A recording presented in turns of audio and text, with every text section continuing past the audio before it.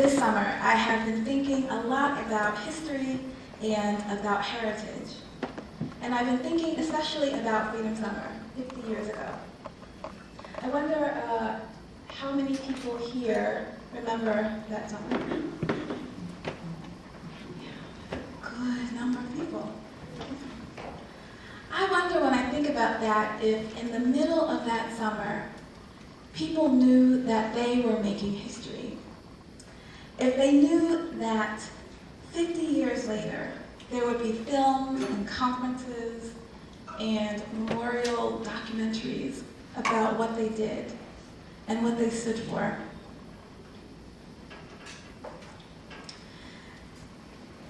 When Freedom Summer happened in 1964, by that time in 1964, it was already in the middle of the civil rights movement. So there had been a lot of things leading up to it. In 1954, there was Brown versus the Board of Education, and that theoretically integrated public schools. In 1956, there was the Montgomery bus boycott, which was intended, or the goal, was to integrate public accommodations, specifically buses in the South. But in 1955, Emmett Till was murdered in Mississippi. In 1957, in Arkansas, a group of young people, teenagers, integrated Central High School. And through the 60s, people all over the country would have heard about the sit-ins at Woolworth counters all over the Deep South. By 1961, CORE, which was the Congress on Racial Equality, and SNCC, the Student Nonviolent Coordinating Committee, had begun this strategy by then of sending interracial groups of volunteers into the Deep South, what people called the Jim Crow South, to challenge the increasing numbers of laws, to support and to witness and to press for those laws that were challenging segregation in the South. Because even though the laws were passed, it is often harder to change people's minds and to change people's hearts. So that takes longer. 1964 was a tumultuous summer in that process. If you were living up here in this area, you would have probably felt some of that tumult. In July, on July 2nd, the Civil Rights Act was passed, which is a big deal. But then on July 18th, there was a riot in Harlem after white police shot and killed a 15-year-old boy. On July 24th, in Rochester, after police arrested a 19-year-old for public drunkenness at a block party, and there were allegations of police brutality, there was a riot in Rochester. On August 28th, in Philadelphia, allegations of police brutality sparked a riot that left 340 people injured and 774 arrested. So even if you weren't in the Deep South, you would have felt this energy in 1964.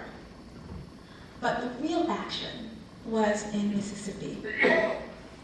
In June of that year, SNCC and CORE, along with the NAACP and the Southern Christian Leadership Conference, set about training a group of volunteers who would go south. They had over 1,000 Freedom Riders. Most of them were northern white college students.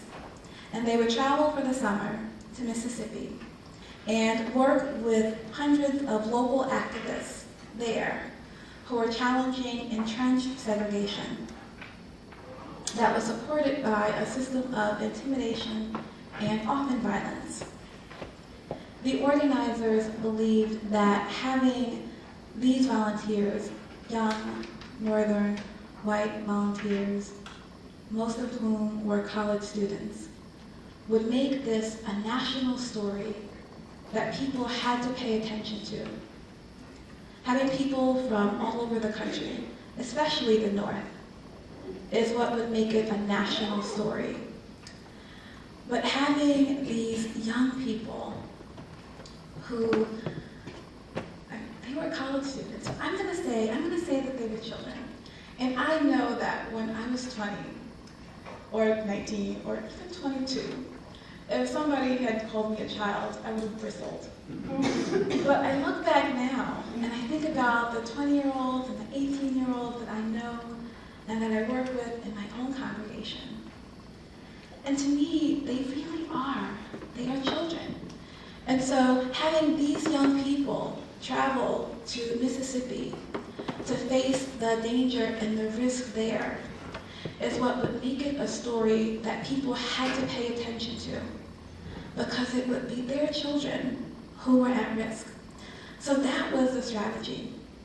And they wanted to address education and to address voting rights. Those were the two key areas that they were focusing on.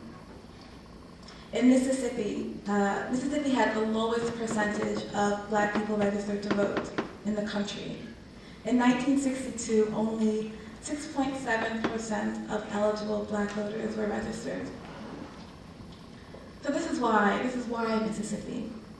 Mississippi was also one of only 2 states that did not mandate public education. So lots of Black children didn't go to school. Instead, they just went to work. So this is why education was part of their strategy in Mississippi. And they set up these freedom riders who traveled from the North, set up 41 freedom schools in that state, around the state. And the idea was that freedom schools would educate Black people, children and adults, and prepare them for social change. The schools existed in homes and in churches, and sometimes outdoors, under trees, wherever they could find space. More than 3,000 students attended those schools, from the very young to the very old. They taught math and reading and civics, traditional school topics, but they also taught them things like the philosophy of the Civil Rights Movement. They taught them Black history. They taught them leadership skills. Because the idea was that they would give people the practical tools and the intellectual tools to be able to carry on that struggle once the volunteers returned home. One of the local activists that they worked with in Mississippi was Mrs. Fannie Lou Hamer. Because there were already hundreds of people who were there involved in the struggle and also preparing a space for these volunteers to come into. Mrs. Hamer was a sharecropper turned activist. And by that summer, she had already been fired from the farm where she worked and evicted from her job as a sharecropper. She had been arrested, and she had been severely beaten for her activism. In the summer of 1964, in addition to registering Blacks to vote, the activists were also working to form a political party, the Mississippi Freedom Democratic Party. And they registered thousands of voters for the party. That summer was an election year, or 64 was an election year. There was certainly a Democratic convention here in New Jersey, in Atlantic City. And so they worked throughout the year, by this summer, to create this party and to sign up thousands of people in support of it. And they sent a delegation here to Atlantic City, a delegation of interracial, it was an interracial party. That's an important part that I probably should have mentioned. But because it wasn't just a Black party. And they sent this interracial party to Atlantic City, this delegation, to challenge the all-white delegation that was expecting to be seated. And of course, they did not get seated in their place. But what did happen was that they got to tell their story on national television. And so people heard Mrs. Hamer talk about conditions in Mississippi and talk about what they faced and talk about what that reality was. So you had thousands of volunteers traveling south. You have people like Mrs. Hamer who are traveling to Atlantic City to get that story out so that people have a better understanding of what life is like in Mississippi. But the real risk and the real danger was not in that kind of big movement or that kind of big action. The real risk was in the day-to-day organizing that was happening on the ground. It was in asking thousands of people to sign up to register for that party and asking hundreds of people to go to the courthouse and to register to vote. And it was in getting people to travel to the South, to bear witness to what was happening, and to intervene in what was happening.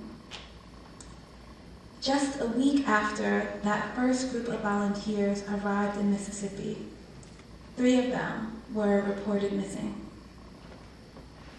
James Chaney, who was a black man from Mississippi, and 2 white Northerners, Michael Schreiner and Andrew Goodman, disappeared while visiting a church in Philadelphia, Mississippi.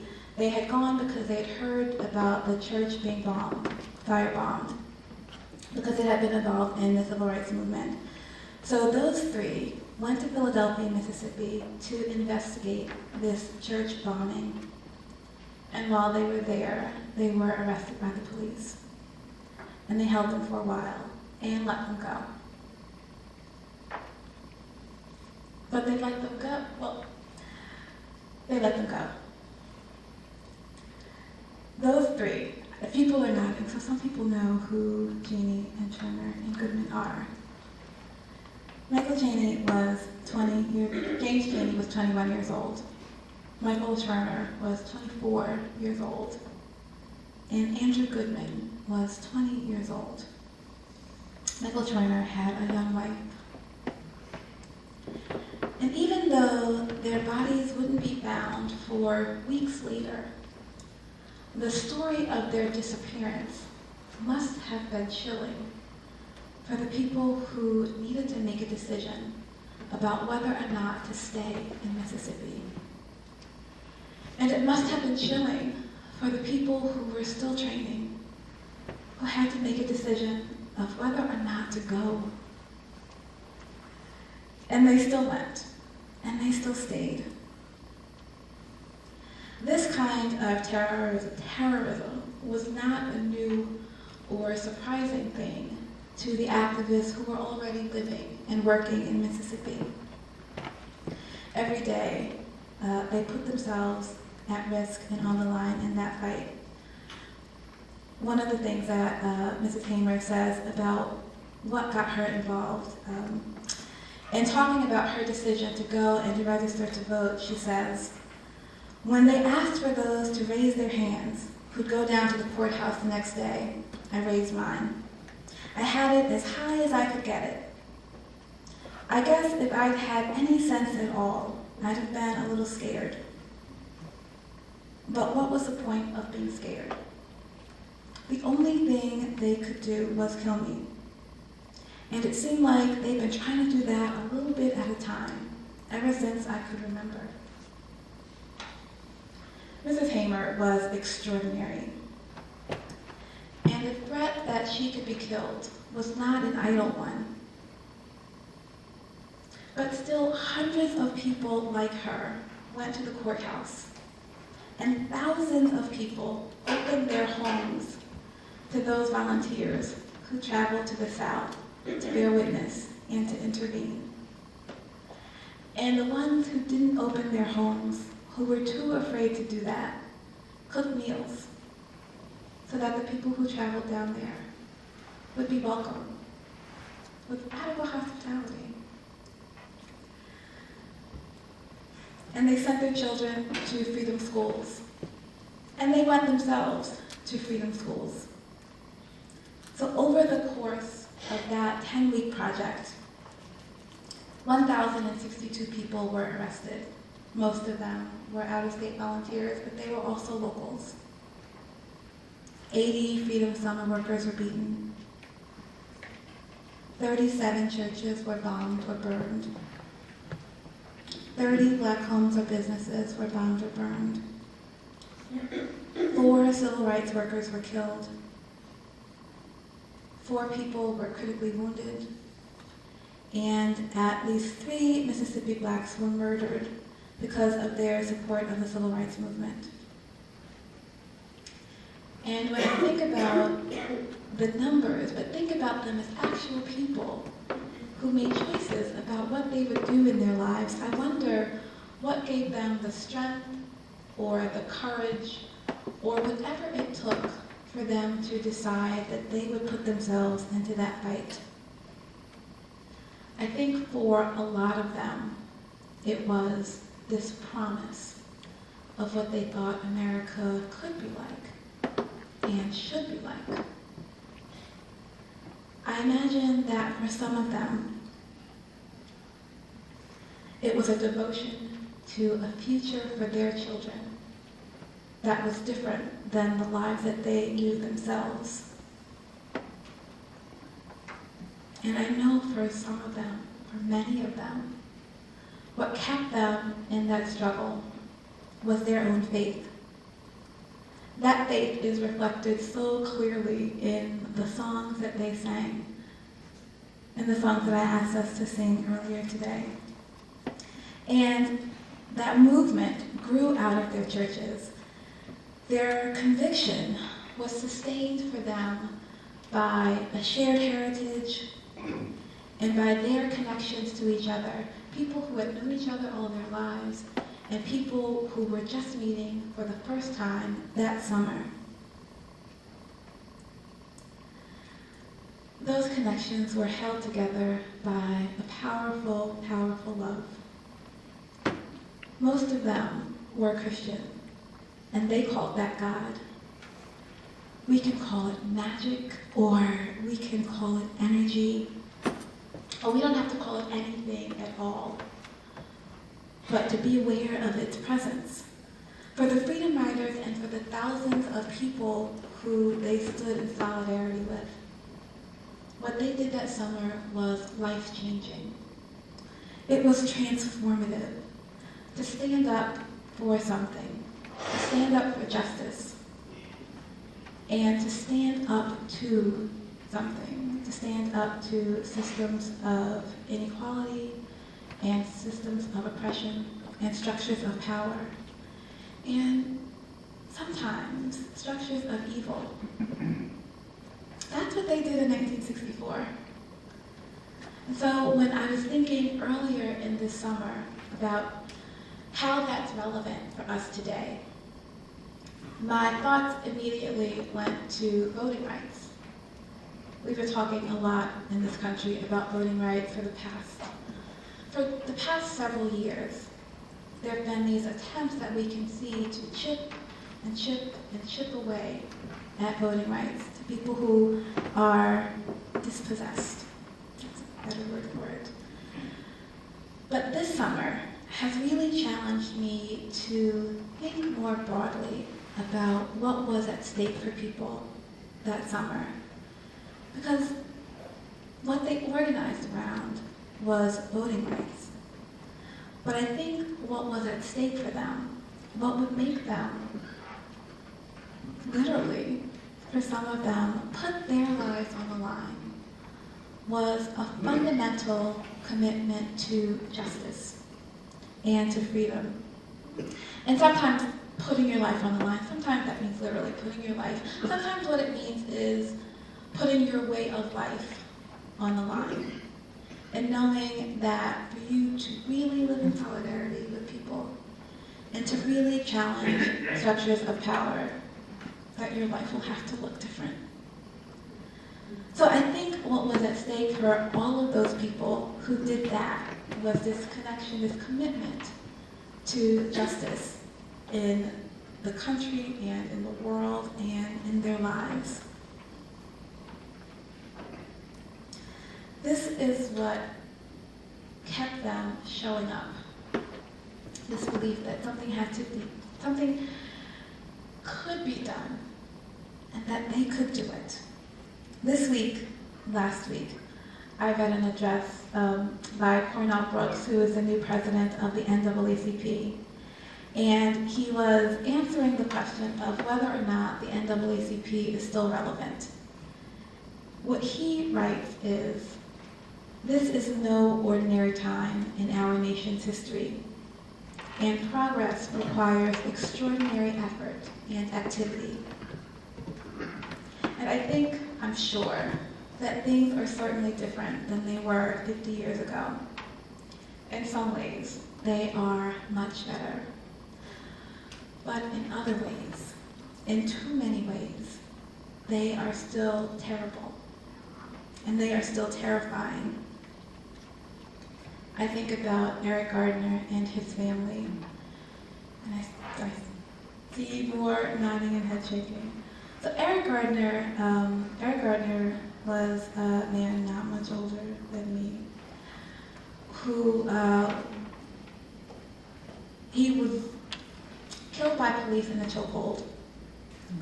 What he was doing, there are different stories about what he was doing. He may or may not have been selling cigarettes on the street. He may or may not have broken up a fight.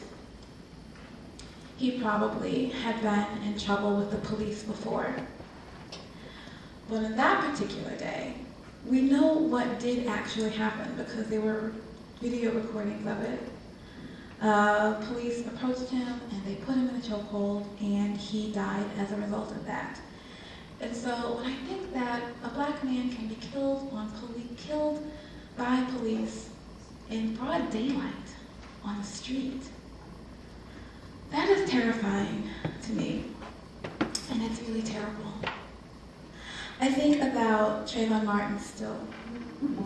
And in this context, I can't help but make a connection between him and Emmett Till 60 years ago, 50 years ago, 60 years ago. And I wonder what it says to young men today when we demonstrate so clearly that their lives have so little value. That's a terrifying thought when I think of my own nephews and my cousins and all the young men that I know and love here. As a faith community, I know that Unitarian Universalists have been involved in meeting Michelle Alexander's A New Jim Crow. She paints this picture of the way that young men of color are drawn into this system that really reconstitutes what Mississippi looked like in 1964.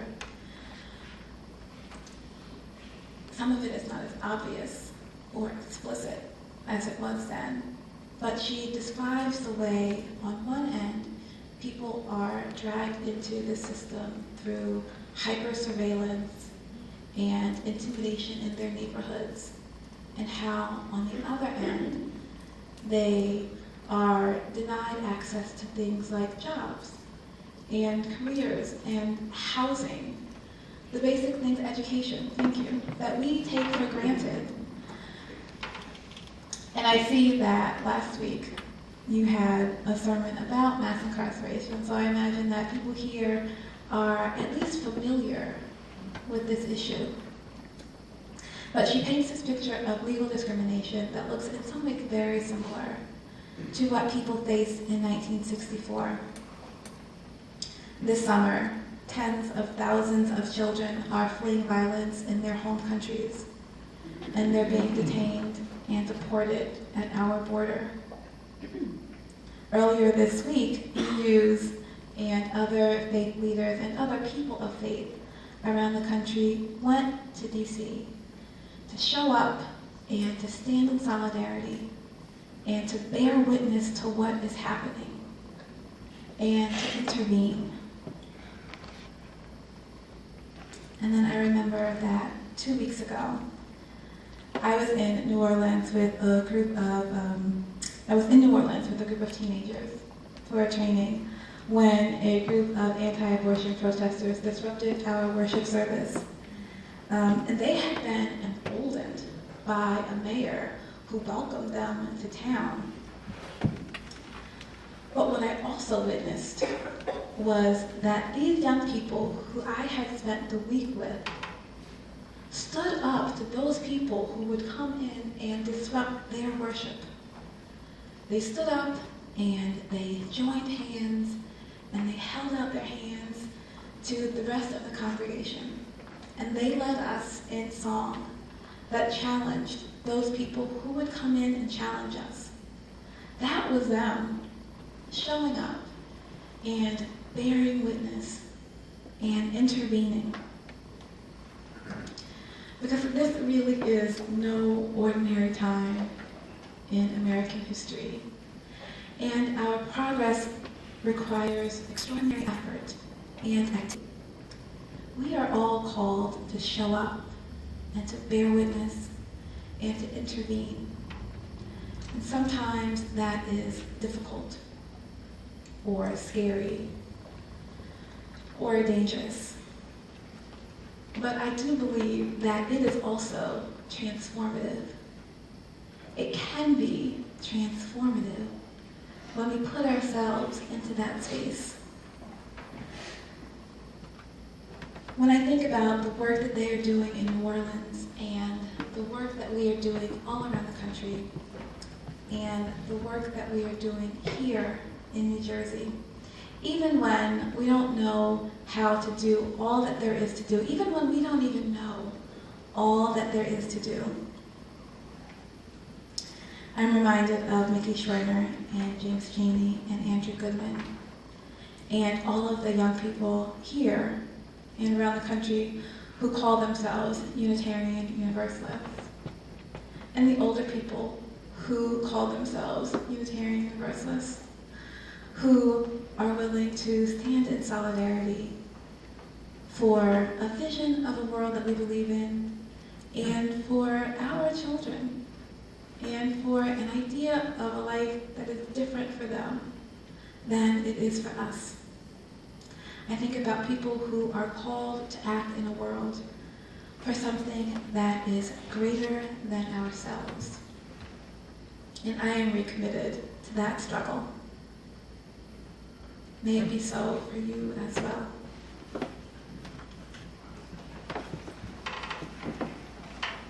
Please join